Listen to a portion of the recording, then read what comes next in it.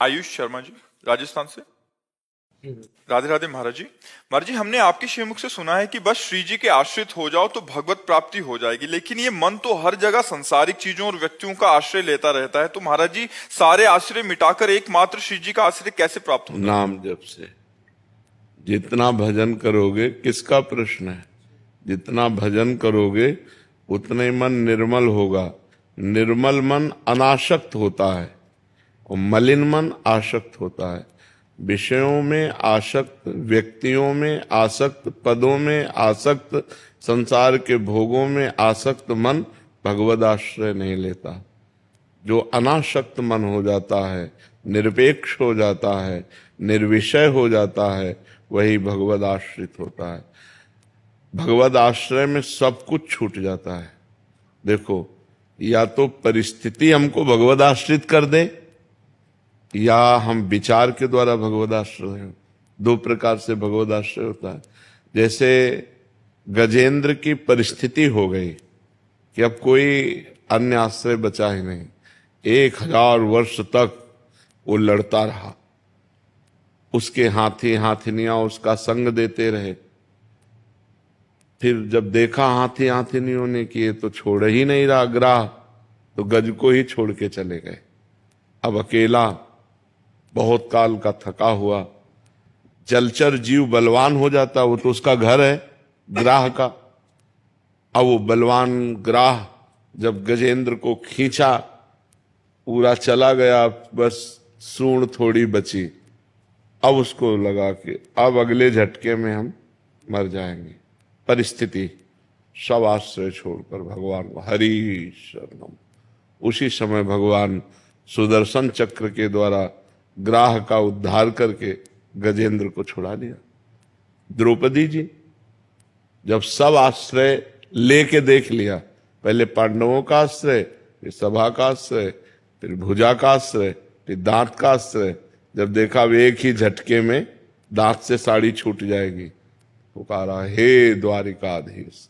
तो भगवान गोविंद उसी समय वस्त्र रूप में। तो या तो हमारे जीवन में भगवान ऐसी परिस्थिति पैदा कर दे, जैसे हम बचपन से भगवान के आश्रित थे, हैं, रहेंगे। हमें लग रहा था हम आश्रित हो चुके हैं। जब किडनी फेल हुई तब समझ में आया कि आश्रय किसे कहते हैं। जब किडनी फेल हुई, आसन में बैठने लायक नहीं, अब साधना कोई रही नहीं। हाय हाय मच गया कि काशी का काम तो पूरा हुआ, जो वृंदावन का काम था वो तो पूरा ही नहीं हुआ। ये आज के 25-26 वर्ष पहले की बात। तब एकदम निराशा छा गई कि यार ब्राह्मण के घर में जन्म मिला, बचपन से भगवान के मार्ग में रहे और वृंदावन का काम पूरा नहीं हुआ, तो अब क्या होगा। तब रोना आया एकांत में। ऐसा थोड़ी थोड़ी देर में बस रोना आ जाता कि प्रभु अब तो कोई साधना नहीं, प्रभु अब तो मैं किसी काबिल नहीं रह गया। उसी समय अहंकार सरक के भगवान की शरण में हो गए। बस फिर उसी दिन से आनंद ही आनंद, आनंद ही, क्योंकि अहंकार करता था ना, मानते थे कि हम साधना, पर वो साधना का अहंकार था। इसीलिए हरिवंश महाप्रभु ने कहा सर्वेषु साधन वरेषु चिरम निराशा। श्रेष्ठ श्रेष्ठ साधना का भी अहंकार नहीं होना चाहिए, नहीं तो भगवत प्राप्ति में बाधा हो जाएगी, वो भगवत प्राप्ति की योग्यता खो देता है। ये तब समझ में आया जब किडनी फेल हुई। परिस्थिति, तो ये या तो भगवान परिस्थिति पैदा कर दे और या तो विचार के द्वारा। तो जब ये विचार काम करने लगे तो भगवान का आश्रय कि यार कोई भरोसा नहीं, घर से निकल रहे लौट के आएंगे कि नहीं, कोई भरोसा नहीं भोजन बन के आ रहा खा पाएंगे कि नहीं, बड़ा भयावह संसार है। तो हे हरि, मैं आपके शरण में हूं, आप ही बचा सकते हो। ई परलोक सकल सुख पावत, मेरी सो भैया कृष्ण गुण संचु। इस लोक और परलोक में समस्त सुखों को वही पा सकता है जो भगवान के आश्रित है। तो हम जो उपाय करते हैं वो सुख भोगने के लिए करते हैं, लेकिन कहां, दुखालय में। दुखालय में सुख भोगने के लिए कर रहे हैं। अगर हमारी बुद्धि काम कर जाए और सुख भोगने के लिए भगवान का आश्रय ले लें तो बढ़िया बात बन जाए। देखो, वही भोजन जो हम पाते हैं हमारी बुद्धि को मलिन करके माया में लगाता है, और वही भोजन जब हम भगवान को अर्पित कर देते हैं तो प्रसाद बन जाता है, हमारी बुद्धि को शुद्ध करके भगवान में लगाता है। भोजन वही है, लेकिन उसको भगवान से जोड़ दिया तो प्रसाद हो गया। प्रसादे सर्व दुखानाम हानिरस्योपजायते, समस्त दुखों का नाश करके सुख प्रदान करता है। ऐसे ही हम हर संसार की वस्तु व्यक्ति जो हमारे हिस्से में आई है वो सब भगवान को अर्पित। मैं नाथ सकल संपदा तुम्हारी, मैं सेवक समेत सुत नारी। बस मंगल हो जाएगा, पक्का मंगल हो जाएगा, क्योंकि भगवान मंगल भवन है, तभी आश्रय हो पाता है, नहीं तो भगवद आश्रय बड़ा कठिन है। एक बार हमने अपने मन की दुर्बलता देखी। गंगा किनारे अब 10-5 किलोमीटर कोई नगर नहीं और दिन डूब गया था, सर्दी का समय, भीषण कोहरा, अंधकार छा गया। अब जी घबराया कि कोई मंदिर या कोई गांव का आश्रम कुछ तो नजदीक होना चाहिए। अब ऐसे सियारे खा जाएंगे, जो गंगा किनारे लाश खाने वाले कुत्ते और सियार होते हैं, जिंदा आदमी को खा जाएंगे रात में पा जाए तो हाँ मांसाहारी होते हैं वो, तो मनुष्य के चीत के पाते हैं। अब एक मन में घबराहट सी पैदा हुई, मन की दुर्बलता।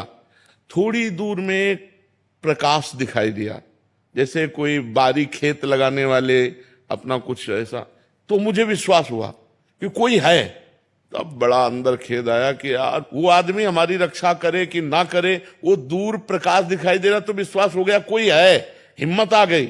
लेकिन भगवान मेरे साथ है, मुझे इस बात का विश्वास क्यों नहीं? बड़ी ग्लानि हुई कि यार कितना गंदा मन है कि अब भी वो भगवान का आश्रय नहीं ले रहा, अब भी भगवान का भरोसा नहीं कर रहा। दूर व्यक्ति दिखाई दिया तो विश्वास हो गया, तो डर खत्म होने लगा कि कोई तो है। अब वो हमारा पक्ष ले कि ना ले, वो आदमी है क्या नहीं, लेकिन भगवान तो हमारे साथ हैं, उनकी हम शरण में हैं, उनके हम लिए जीवन अर्पित है, फिर मुझे क्यों विश्वास? ये है माया।